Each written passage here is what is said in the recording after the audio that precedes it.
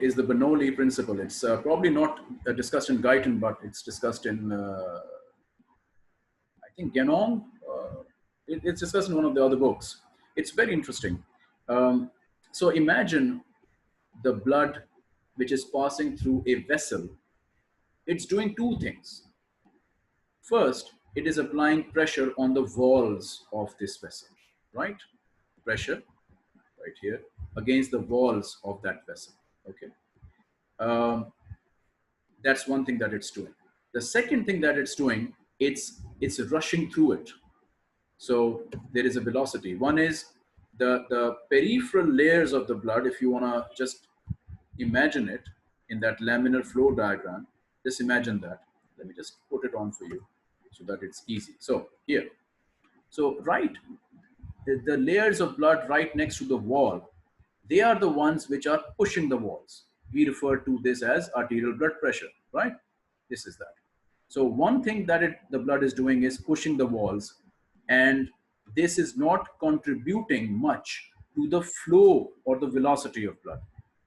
The second thing is the velocity of blood. So some layers contribute to pushing the wall, while the other layers contribute to the actual flow velocity forwards of the blood.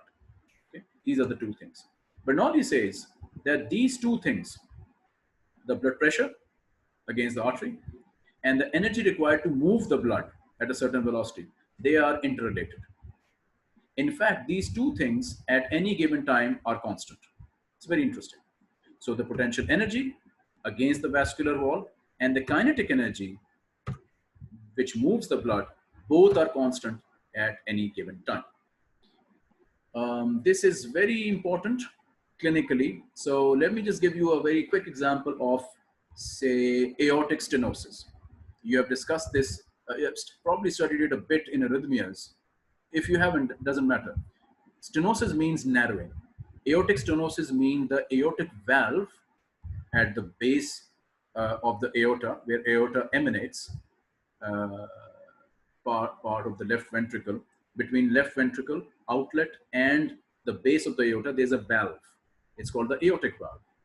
In certain people, the aortic valve becomes narrowed due to many diseases. You will study this when you study medicine. We call it aortic stenosis. So what it means is the valve has narrowed down. When the blood now pushes through it, what would it do? It would cause the jetting of blood, right? It's similar to that rubber tube example that in the lawn you used to press the end of the rubber tube, which led to the jetting of water forwards. Remember that?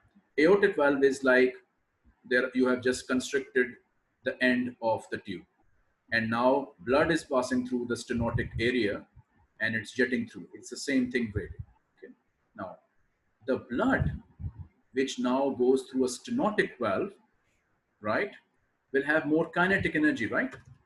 It will have more kinetic energy. It will jet forward, but its potential energy, the energy which is required to push the walls, which it would have done if the valve was not stenotic, it was open properly, and the amount of blood would come out nicely, exert on the wall, and then run off to the arch of aorta and away. That energy is less because the valve is stenotic. So the jetting of blood represents the kinetic energy, which is more in this example, and the energy which is required to press on the walls is less. If you add them both, it still would be a constant. Yes? So this is a good example where physics leads to a clinical determination of how much the valve is stenotic. This last line I'll explain in another way. So if you have a sensor, if you have an instrument, there are instruments which has two sensors at its end. You place this tube in a way that it goes through the heart, through the valve, in a way that one sensor is in the aorta, the base of the aorta, and another sensor is right behind it across the stenotic valve inside the left ventricle. So the tube is passed through the heart, in a way that you push it across the stenotic valve, and the tip of the tube has a sensor, and which is now in the aorta, and just the proximal part of this tube has another sensor which did not cross through the aortic valve, and it's still in the ventricle. So it's nicely placed. If you want to have a pressure reading inside the ventricle, you can have it from the proximal sensor. If you want to have a pressure reading from in the base of the aorta, you can have it through the distal sensor. Okay, so this setup will detect that kinetic energy, the jetting of the blood from on the distal sensor is much more than usual, than a normal human being. And from there you can catch it using the Bernoulli's principle that this person has stenosis. The bigger the kinetic energy reading, the bigger the stenosis of this patient is. Okay, so there you go.